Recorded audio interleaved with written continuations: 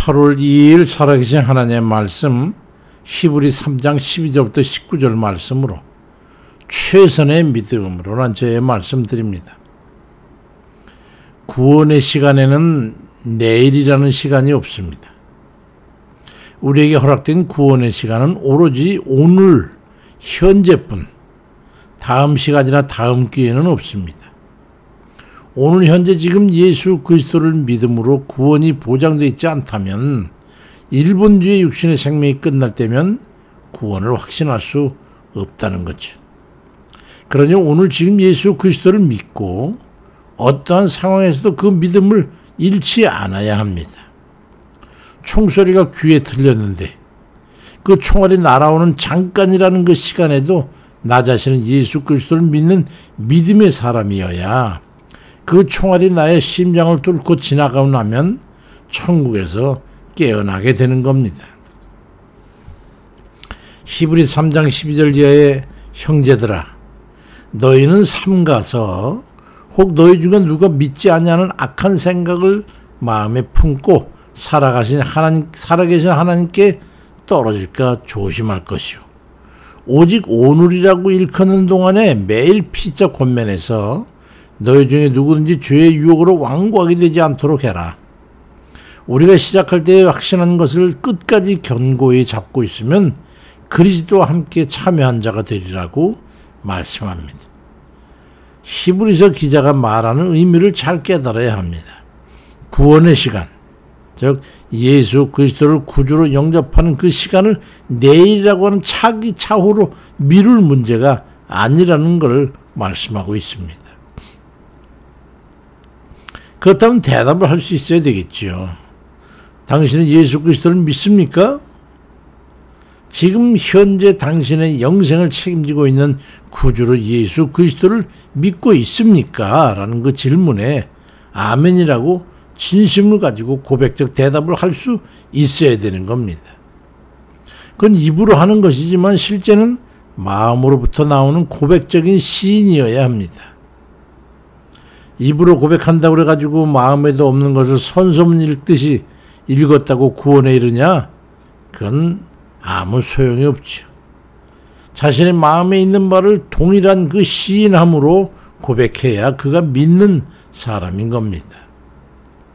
로마서 10장 9절부터 10절에 네가 만일 네 입으로 예수를 주로 시인하며 또 하나님께서 그를 죽은 자 가운데 살리신 것을 네 마음에 믿으면 구원을 받으리라. 사람이 마음으로 믿어 의에 이르고 입으로 시인하여 구원에 이르느니라 말씀합니다. 그러니까 믿음은 마음으로부터의 변화로 시작되는 거죠. 그래서 믿음은 회개와 병행되어야 정상인 것입니다. 자신 예수 그리스도를 믿는다면 당연히 주의 말씀을 따라 살겠다고 하는 그런 변화된 마음을 가지고 새 삶이 시작되어야 하기 때문이죠. 로마서 12장 2절에 너희는 이 세대를 본받지 말고 오직 마음을 새롭게 함으로 변화를 받아서 하나님의 선하시고 기뻐하시고 온전하신 뜻이 무엇인지 분별하도록 하라고 하는 이 말씀을 하시는데 그 변화의 시작점이 바로 믿음의 시작점과 같아야 된다는 거예요. 예수 그리스도를 믿는다고 그러면서 여전히 이전에 죄인 된 삶을 계속 살아가고자 고집하고 있다면 그 믿음은 아직 거듭난 믿음이 되지 못하는 거짓 믿음인 겁니다. 믿지 아니하는 것에 관한 사례를 제시하고 있어요. 오늘 본문에 보면 히브리 3장 15절 이하에 성경에 일렀으되 오늘 너희가 그의 음성을 듣거든 경노하게 하시던 것이 너희 마음을 완고하게 하지 말라 했으니 듣고 경노하게 하던 자가 누구냐? 모세를 따라 애굽에서 나온 사람이 아니냐? 또 하나님이 40년 동안 누구에게 노하셨냐? 그들의 시체가 광야에 엎드러진 그 범죄한 자들이 아니냐? 또 하나님이 누구에게 맹세하사 그의 안식에 들어오지 못하리라 했으니 곧 순종하지 아니하던 그 자들이 아니냐 말씀하는 거예요. 그러니까 하나님을 믿고 모세에게 이끌려서 애굽에서 나와가지고 가나안 접경까지 이르게 된 이스라엘 백성들이 결국 하나님의 명령을 수행하고 하나님께서 먹이신 양식을 먹고 연명했고 하나님께서 기적으로 반석에서 물을 내서 마시게 했고 약속의 땅에 들게 했지만은 실제로 그들은 하나님을 믿는 게 아니라 하나님을 배교해서 우상 숭배를 했고 애굽에서 나와서 가나안까지 처음부터 끝까지 불평불만과 원망으로 하나님을 대적하고 40일간을 정탐하고 돌아온 정탐꾼들의 보고를 듣고 하나님께서 들어가 찾아라고 하는 그 가나안을 향해서 진군할 생각은 하지 않고 적군의 강 앞에 미리부터 굴복해가지고 패배를 기정사실로 하는 대적에 대한 불신의 믿음을 가지고 있었단 말이에요. 하나님을 믿는 게 아니라고 설명하는 거예요. 그 믿음의 설명을 잘 이해해 보십시오. 깊은 의미가 있습니다. 히브리 3장 19절에 이러보건대 그들이 믿지 아니함으로 능히 들어가지 못한 것이라고 말씀합니다. 그들이 믿지 않아서 가나안에 들어지 못하고 40년 동안 광야에서 죽은 것처럼 우리도 믿지 아니함으로 결국 영원한 하나님 나라에 이르지 못하게 된다는 것을 말씀하고 있는 거예요.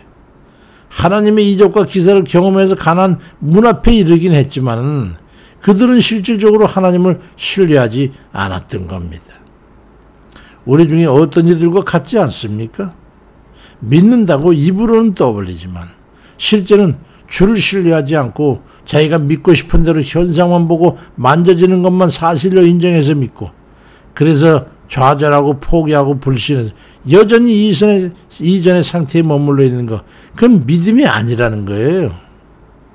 믿음은 나를 통째로 들어서 주님 앞에 얹어드리는 거예요. 나는 가만히 있고 주님께서 나를 안고 가듯이 주님이 움직이는 움직임, 주님이 가는 방향, 그 모든 게 다 나와 동일한 것이 되어야 되는 그런 의미죠. 나의 전적인 영혼과 육신의 모든 운명을 주님 존재 앞에 온전히 맡겨드림으로 해가지고 주님과 하나로 연합되는 거예요. 주님 따로 나 따로가 아니라 하나가 되는 겁니다. 그러지 않고서는 우리의 흠을 잡아 심판대 앞에서 우리 죄를 참수하는 그 사단의 앞을 우리가 뚫고 영생 천국에 들어갈 수가 없는 거예요. 그러니 주님과 따로따로 분리되셔야 되겠습니까?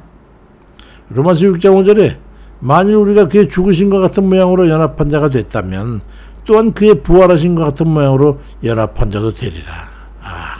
예수님 십자가 죽으셨으면 나도 죽은 것이고 예수님 부활하시니까 나도 이 주에서 거듭나가지고 영생 천국에 이른다는 이 의미의 말씀, 믿음이 어떻게 결부된다는 것을 잘 깨달아야 돼요. 예수 그리스도를 믿고 주에서는 죽고 믿음으로 의롭다 그걸 받아가지고 예수님께서 부활하시면 천국보좌에 앉은 것처럼 우리도 천국에 이르러서 그곳을 영생하는 거예요. 이게 믿음의 실체 알맹이 그거예요. 예수 그리스도를 믿고 신뢰함으로써 주님의 십자가에 주와 함께 죄인은 죽고 주의 부활을 힘입어 영생에 이르는 그런 이들 다 되시기를 주의 이름으로 축원드립니다. 참으로 감사하신 하나님, 우리가 죄인이었을 적에 우리 힘으로는 아무래도 할 수 없어 영원한 좀 심판 앞에 설 수밖에 없는 정말로 아무 힘도 능도 없는 그런 무익하기도 합니다. 아버지는 무능력한 그런 죄인을 그저 오직 주님 믿음 하나만으로 저희들 구원해 주셔서 우리가 주님을 믿고 주님 뜻대로 살고자 하고 이리저리 힘쓰면서 오직 주님만 의지하고 모든 사태, 모든 일, 모든 사건, 모든 생각, 마음, 끝과 달라 다 하나님 앞에 맡기고 주님과 하나가 되어서 주님 따라가면서 주님과 함께 그 주님 열어놓으신 그 천국 영생의 문을 들어갈 수 있도록 하나님 도와주옵소서. 그리 아버지 우리에게 믿음을 주셨으니 감사드립니다. 내가 믿음으로 말미암아 구원을 얻으리라고 하신 주님 말씀만 믿습니다. 너희가 그 은혜를 믿음으로 말미암아 구원을 얻었나니 이는 너희에게서 난 것이 아니고 하나님의 선물이라고 하셨으니 아버지 우리 같은 죄인 같은 선물 그저 주신 걸 감사합니다. 오직 우리는 그저 믿음으로만 주님 기쁘시게 하고 주님만 따라갈 수 있도록 은혜 베풀어 주옵소서. 아버지, 우리 인생이 얼마일지 알 수 없는 그 인생을 살아가면서도 이 믿음만은 잃지 아니하고 믿음대로 살아가는 우리의 삶이 되도록 아버지 인도해 주옵소서.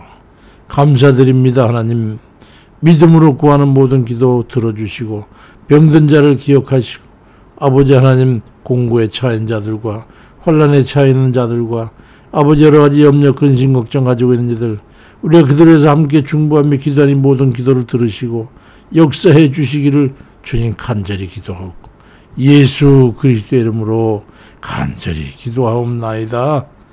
아멘입니다. 주님.